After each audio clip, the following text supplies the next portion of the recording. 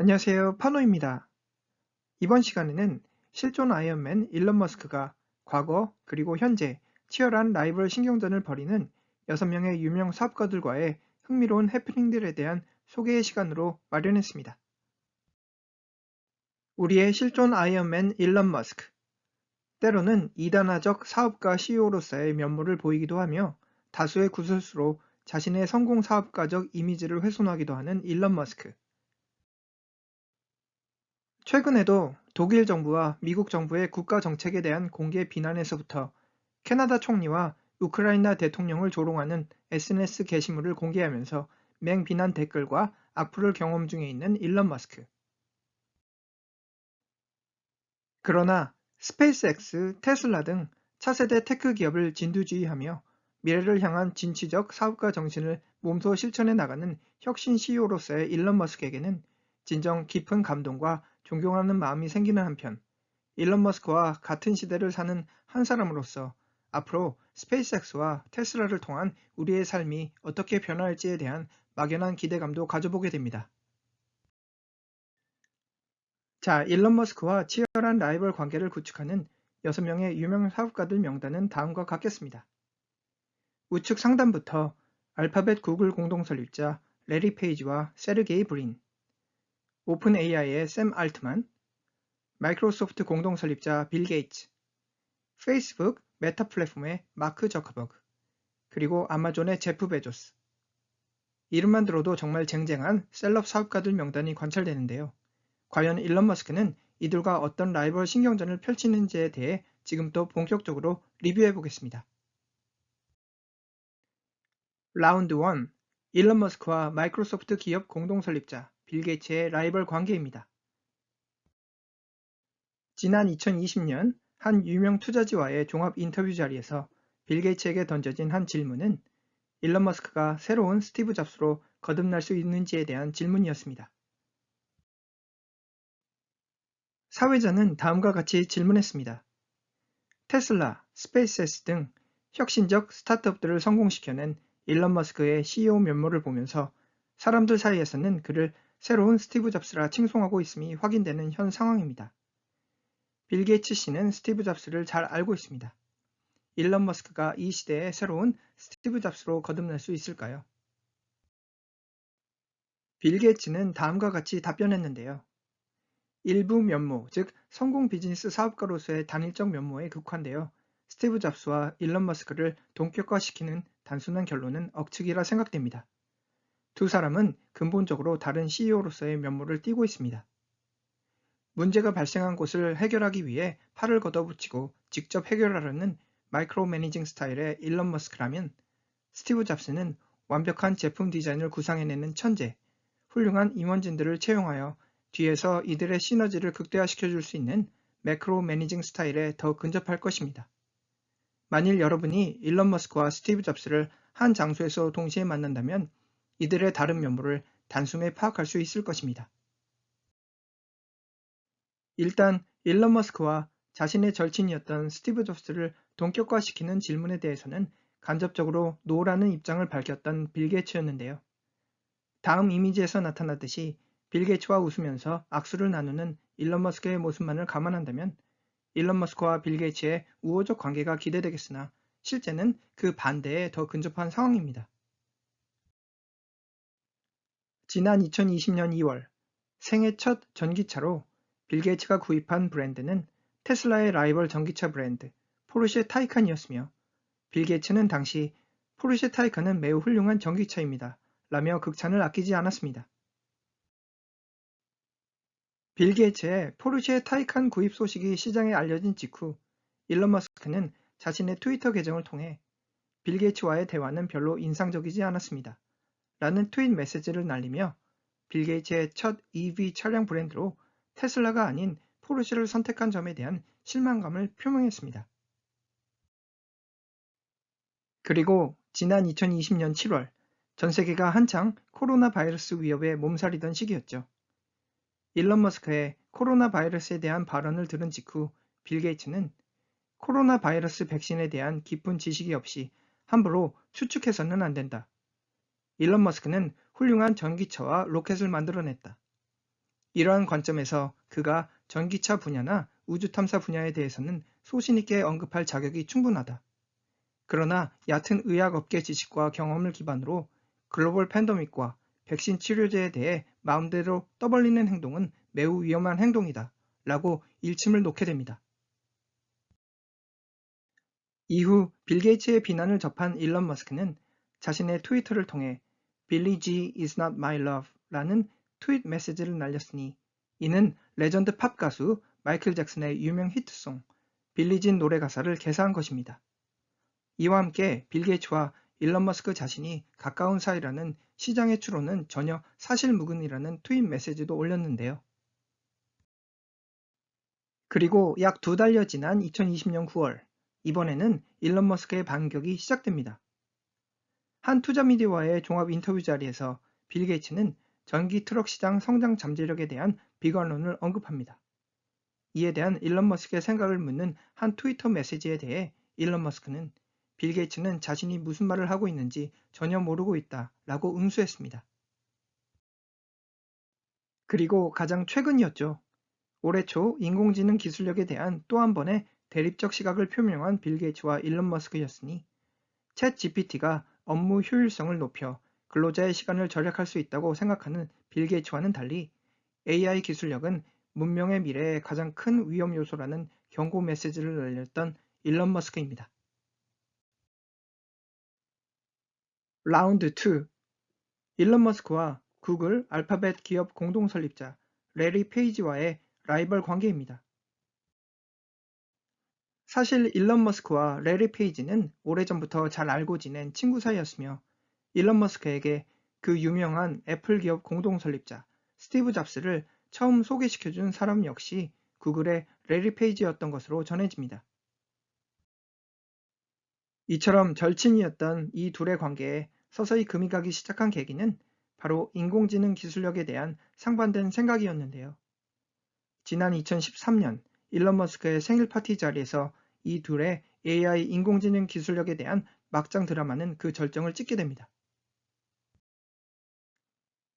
AI 기술력을 컨트롤할 수 있는 안전장치를 마련하지 않으면 결국 기계가 인류를 지배하게 될 것이라는 일론 머스크의 우려론에 언젠가는 기계는 인간의 지능과 심지어 의식 측면에서도 인류를 능가할 것이며 이는 단순히 진화의 다음 단계를 의미할 뿐이라며 일론 머스크의 걱정을 가볍게 무시해버린 구글의 레리 페이지였는데요.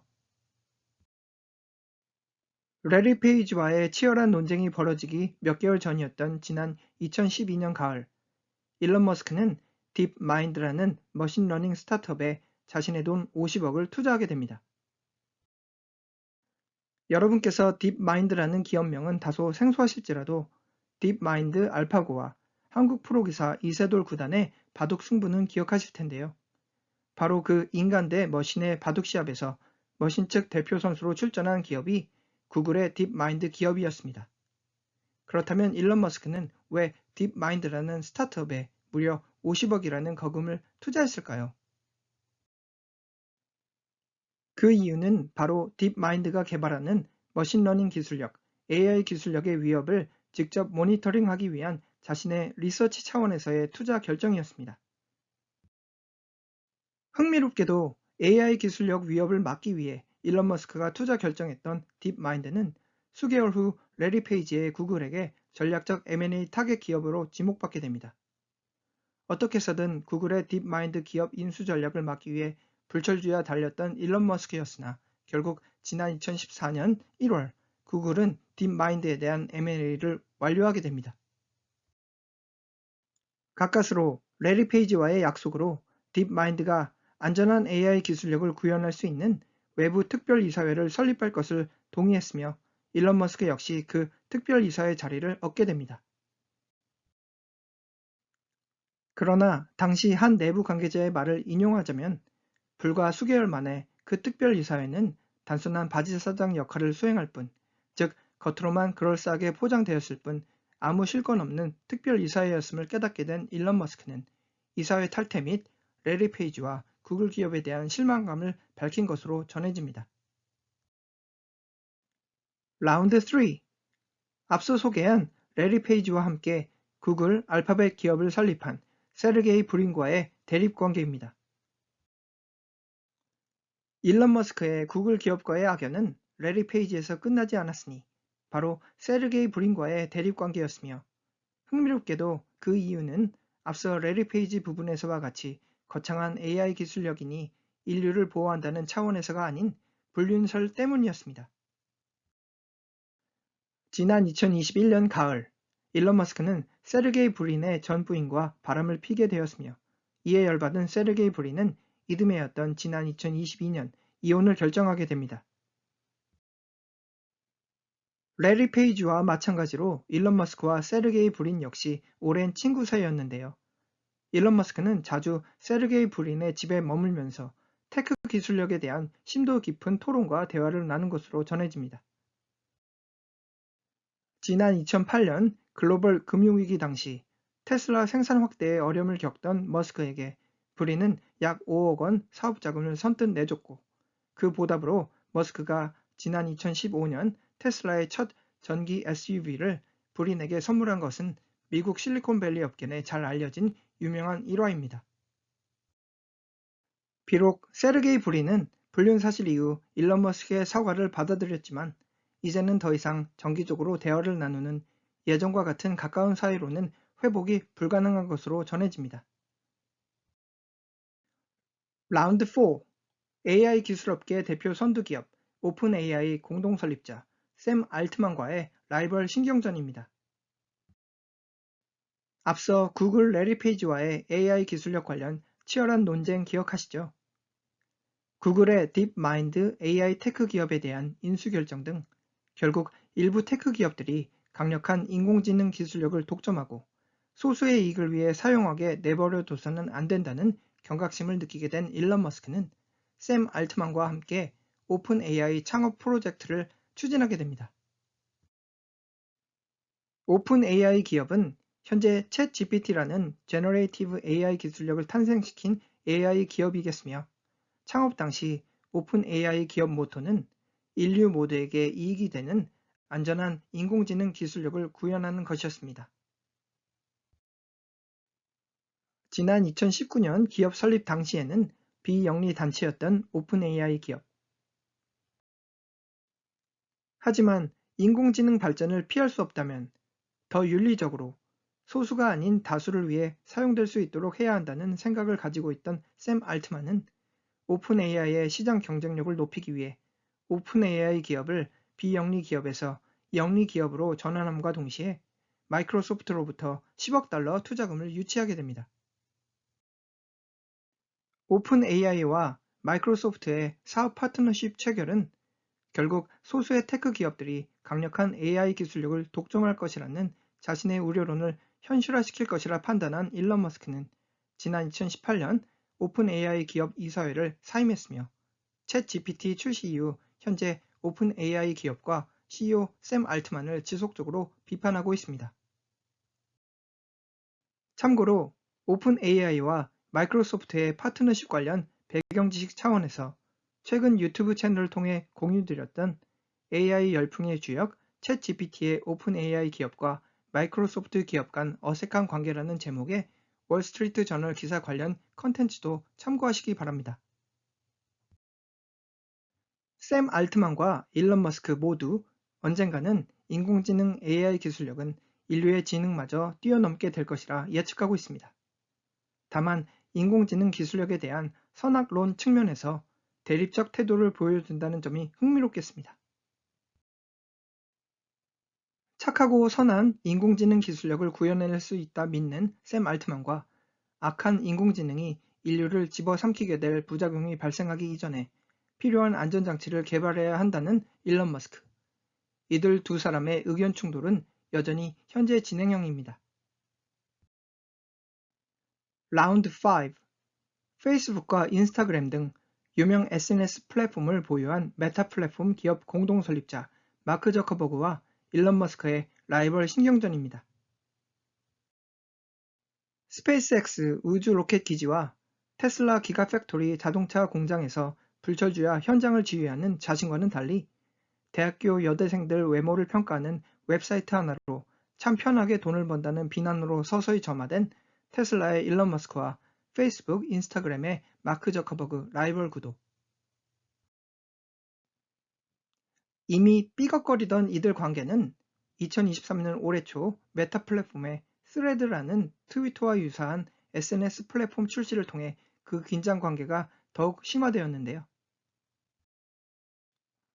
출시 불과 며칠 만에 가입자 1억 명을 돌파한 마크 저커버그의 스레드는 결국 일론 머스크가 막 품해하는 SNS 플랫폼 트위터 기업 밥그릇을 모두 빼앗을 것이라는 시장의 우려론이 결국 일론 머스크의 신경을 제대로 건드리게 된 것이죠. 여기에 머스크와 저커버그가 실제로 한판 붙을 수 있다는 소문이 지난 2023년 6월부터 각종 SNS 온라인 게시물들을 통해 언급되면서 이 둘의 라이벌 신경전을 최고조로 다다르게 만듭니다. 일론 머스크는 마크 저커버그와의 종합 격투기 시합을 할 준비가 됐다는 트윗 메시지를 보냈으며, 이에 저커버그는 격투기를 할 위치를 보내라 라고 응답했으며, 이에 머스크는 또다시 라스베가스 UFC 경기장을 지목하면서 이들의 격투 시합은 진짜 현실로 이어지는 듯 했습니다. 그러나 지난 2023년 8월 저커버그가 머스크에게서 이번 결투에 대한 전혀 진지한 모습을 찾아볼 수 없다 라고 비판하면서 결국 머스크와 저커버그의 실제 격투기 시합은 사실상 무산된 상황입니다. 라운드 6. 일론 머스크와 아마존 기업 설립자 제프 베조스의 라이벌 관계입니다. 앞서 살펴본 유명 사업가들과 일론 머스크의 대립 관계가 손망치 수준이라면 이번에 살펴볼 일론 머스크와 제프 베조스의 적대적 관계는 거의 메가톡급 대형 해머 수준으로 분류됩니다. 일론 머스크의 테슬라가 글로벌 전기차 업계 내 새 역사를 쓰는 것과 같은 선상에서 제프 베조스의 아마존 기업은 글로벌 전자상거래 업계 내 새로운 패러다임을 창출하고 있습니다. 그리고 이처럼 전기차와 전자상거래라는 극명히 구분되는 업계 리더 입장에서 두 명의 성공 사업가들이 직접 충돌할 가능성은 상대적으로 낮을 것이라 여겨져 왔습니다. 그러나 제프 베조스와 일론 머스크가 동시에 주력하고 있는, 그리고 치열한 경쟁 라이벌 구도가 펼쳐지고 있는 사업 분야가 존재하겠으니 바로 우주 산업입니다. 지난 2000년 블루 오리진 사업을 시작한 제프 베조스와 지난 2002년 스페이스X 사업을 런칭한 일론 머스크는 우주 산업 프로젝트 초기에는 현재와 같은 대립적 관계로 시작되지 않았으니 지난 2004년 당시 저녁 자리를 함께하며 우주 산업에 대한 사업 아이디어를 공유했던 우호적 관계로 시작한 것으로 전해집니다. 일론 머스크의 한 자서전에서 일론 머스크는 다음과 같이 당시 2004년 미팅 자리를 설명하고 있습니다.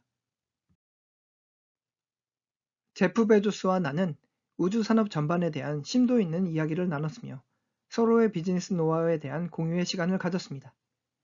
그러나 제프 베조스가 당시 진행하던 일부 프로젝트들은 이미 스페이스X가 추진했던 비즈니스 컨셉이었으며 이미 해당 아이디어를 추진했다가 실패를 맛본 나로서는 제프 베조스에게 당신의 계획한 방향과 전략은 그릇된 것입니다.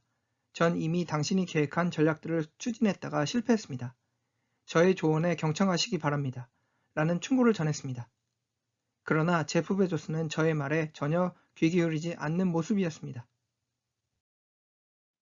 결국 당시 2004년 저녁 자리는 두 사람에게 모두 매우 실망적 시간이었으며 이는 지난 2004년 단 한 번의 만남 이후 약 20년간 단 한 번도 자리를 함께하지 않는다는 제프 베조스와 일론 머스크의 현재 관계를 통해 잘 유추됩니다. 조금씩 삐걱거리던 이들의 관계는 지난 2013년을 기점으로 가속화되었으니 바로 지난 2013년 미국 항공우주국 나사의 케네디 우주센터 발사단지 확보를 앞둔 스페이스X와 블루 오리진의 경합전이었습니다. 다음 사진은 케네디 우주센터 발사단지 모습을 담은 이미지입니다. 지난 1960년부터 미국 항공우주국 나사의 수많은 우주 탐사 프로젝트에 로켓 발사기지 역할을 제공해 왔으나 지난 2011년 나사의 자체 우주 왕복선 프로그램 중단 선언 이후 정체성에 허덕여온 나사는 결국 발사단지에 대한 관리를 민간 기업에게 양도하기로 결정하게 됩니다. 우주산업 프로젝트를 위한 종합 인프라 구조가 이미 갖춰진 나사의 발사단지 오너십 확보를 앞둔 일론 머스크와 제프 베조스의 진검승부는 지난 2013년을 기점으로 심화됩니다.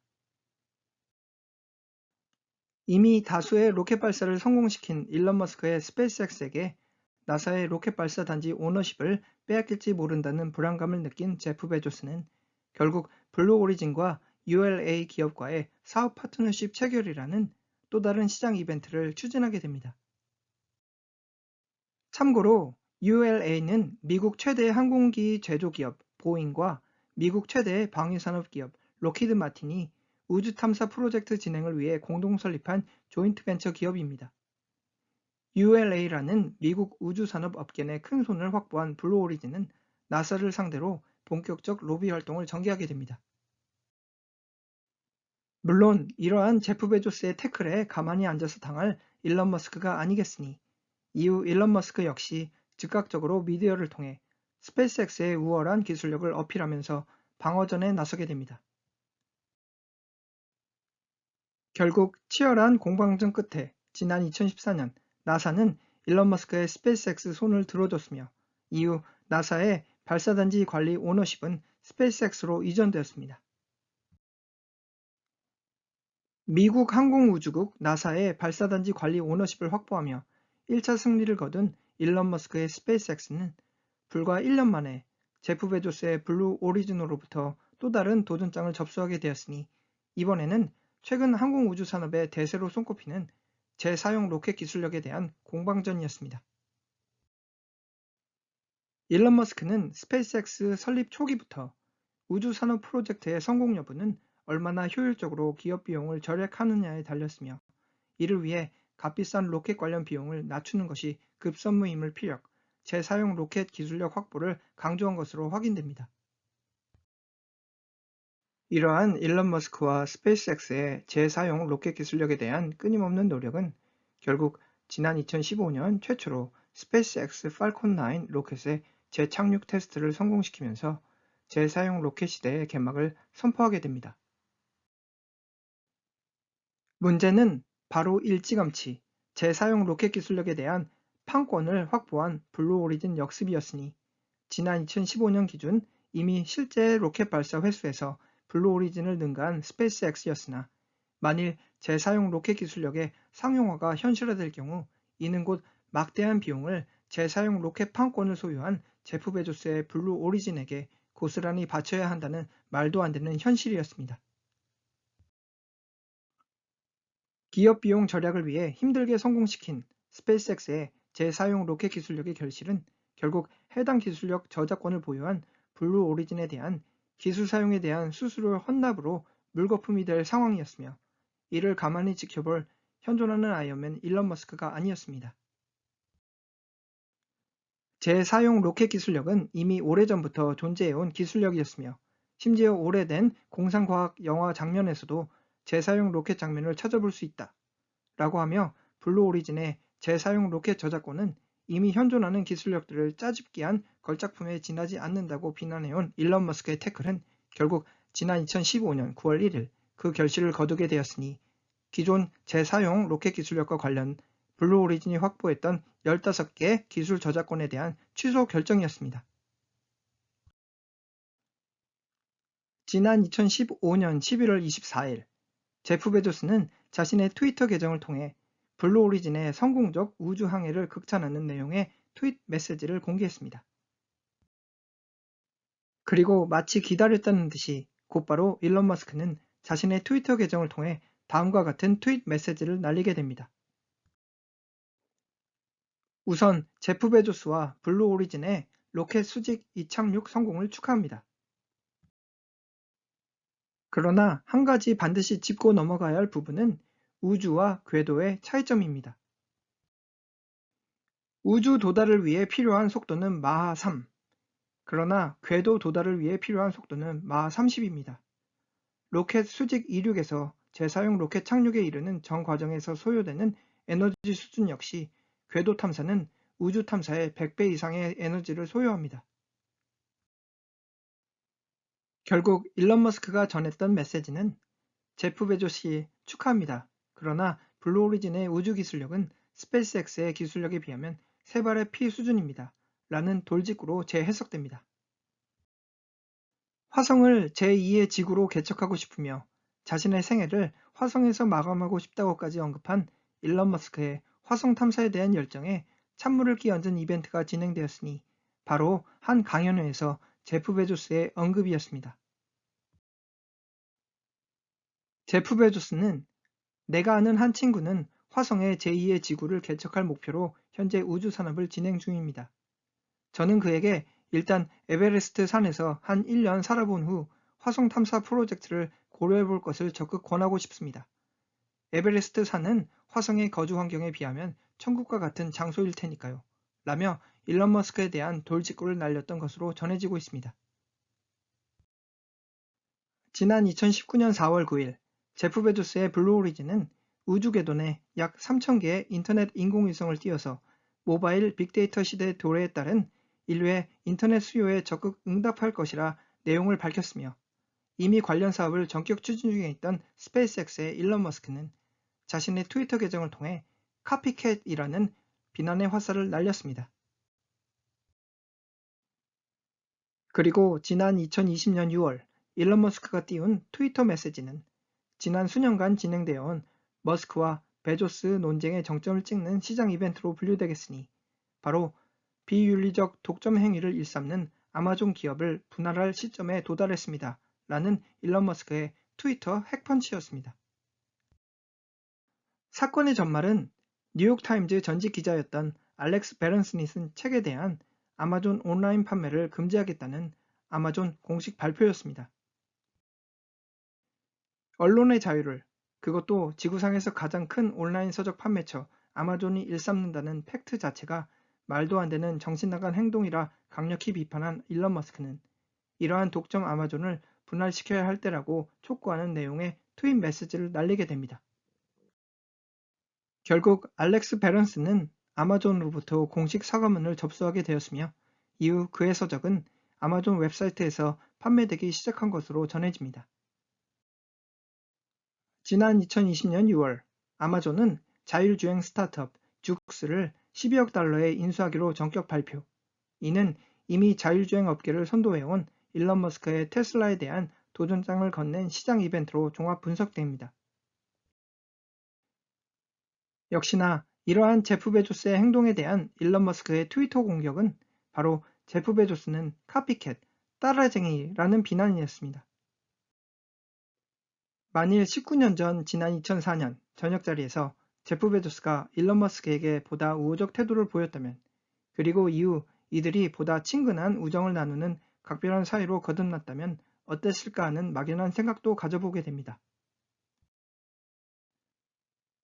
지금까지 실존 아이언맨 일론 머스크가 과거 그리고 현재 치열한 라이벌 신경전을 벌이고 있는 6명의 유명 사업가들과의 흥미로운 해프닝들에 대한 소개였습니다. 감사합니다.